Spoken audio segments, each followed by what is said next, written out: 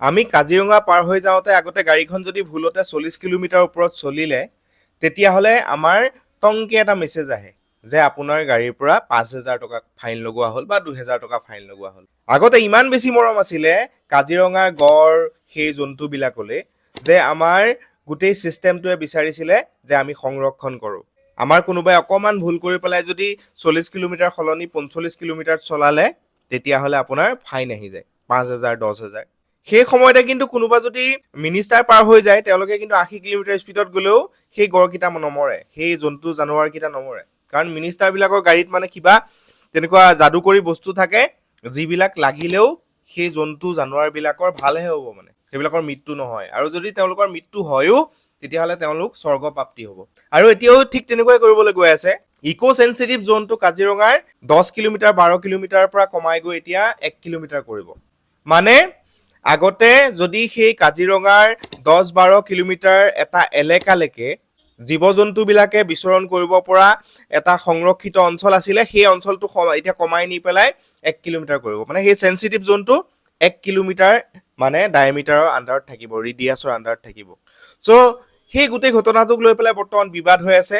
আৰু এটা ঘটনাক লৈ বিবাদ হ'ল। দ্বিতীয়টো ঘটনা আছিলে যে কাজিৰঙাৰ মাজত 5 ষ্টাৰ হোটেল। 5 ষ্টাৰ হোটেলখন খুলিব, যাৰ কাৰণে প্ৰণৱ দলে প্ৰতিবাদ কৰিলে বা বহুতো ব্যক্তিয়ে প্ৰতিবাদ কৰিলে। আজি প্ৰণৱ দলে NSA লগাই ভিতৰত ৰখা হৈছে, কাৰাবন্দী কৰি পেলাই ৰখাই থোৱা হৈছে। এতিয়া নতুন খবৰ আহি আছে কাজিৰঙাৰ মাজতে এখন ডাঙৰ ষ্টেডিয়াম বনোৱা হ'ব, যাতে সেই জীৱ জন্তু হাতী সেইবিলাকে খেলিব পাৰে। সেইটো মই ধেমালিকে কৈছো, জীৱ জন্তুৱে নেখেলে, সেইখন ষ্টেডিয়াম বনাব, মানুহে খেলিব পৰা এখন ষ্টেডিয়াম। চ' এনেকুৱা এটা সন্দেহ নহয়নে? বস্তুটো চাব, কানেক্ট কৰি চাব যে এখন তাত ষ্টেডিয়াম হ'ব আৰু তাৰ আগতে এখন তাত কি হ'ব, 5 ষ্টাৰ হোটেল হ'ব। এতিয়া কাজিৰঙাত যদি 5 ষ্টাৰ হোটেল হয়, সেই গৰমৰ দিনকেইটাত কি হয়, বানপানীৰ ছিজনত কাজিৰঙাত টুৰিষ্ট নাহে, তেতিয়াতো 5 ষ্টাৰ হোটেলখন বন্ধ হৈ থাকিব। তেতিয়া সেই 5 ষ্টাৰ হোটেলখনৰ লছ হ'ব। আৰু সেই 5 ষ্টাৰ হোটেলখনৰ মালিক হয়তো কৰ্পৰেটৰ কোনোবা এজন ডাঙৰ লিডাৰ। আৰু যদি তেওঁৰ লছ হয় তেতিয়াহ'লে আমাৰ দুখ লাগিব, আমাৰ বিলাকৰ দুখটো লাগিবই। চ' সেইবাবে কি কৰিছে, তেওঁৰ যাতে লছ নহওক সেইটো কাৰণে এখন ষ্টেডিয়াম বনাই দিয়া হ'ব। সেইটো আমি দেখা পাই আছো নিউজত বা তেনেকে মই ধাৰণা কৰিছো, কানেক্ট কৰি পেলাই চাইছো। সেই ষ্টেডিয়ামলৈ যোনে খেলিব আহিব তেওঁলোক তাত থাকিব, তেওঁলোক লাভৱান হ'ব। চ' আল্টিমেটলি কিন্তু ভালৰ কাৰণে কাম কৰিছে, আল্টিমেটলি কিন্তু ডেভেলপমেণ্টৰ কাৰণে কাম কৰিছে। সেই কাজিৰঙাৰ ডেভেলপমেণ্টৰ কাৰণে নহয়, সেই ডাঙৰ কৰ্পৰেট মানুহজনৰ কাৰণে, সেই বিজনেছমেনজনৰ ডেভেলপমেণ্টৰ কাৰণে কাম কৰিছে।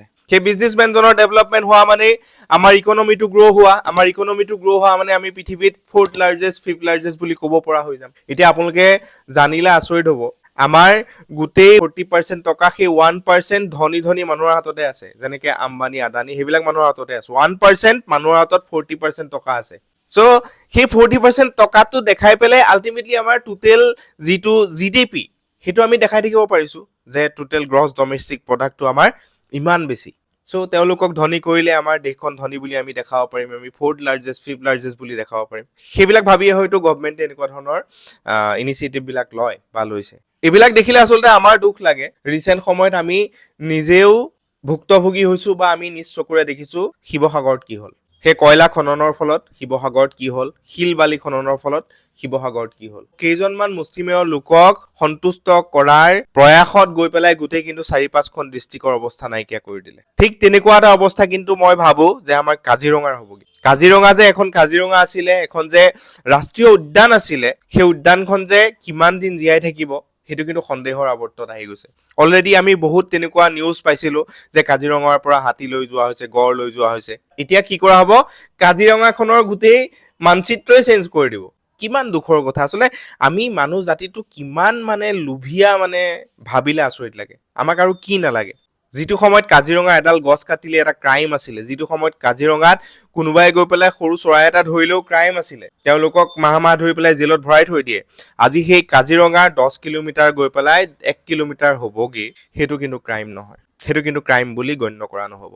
এই ক্ষেত্ৰত আমাৰ পৰিৱেশৰ লগত জড়িত সংস্থাকেইটাই কি কৰিব, এই ক্ষেত্ৰত ইউনেস্কোই কি কৰিব, এই ক্ষেত্ৰত পৃথিৱীৰ ডাঙৰ ডাঙৰ সেই এনিমেল ৰাইটছৰ কাৰণে মাত মতা মানুহবিলাকে কি কৰিব, সেইটো কিন্তু লক্ষণীয় হ'ব। আমিও ইমান বেছি পৰিৱেশবিদ নহয়, ইমান বেছিও আচলতে আমি পৰিৱেশৰ কথা হয়তো নাজানো, তথাপি আমি লক্ষ্য কৰিম কোনে কি কৰে। ধন্যবাদ।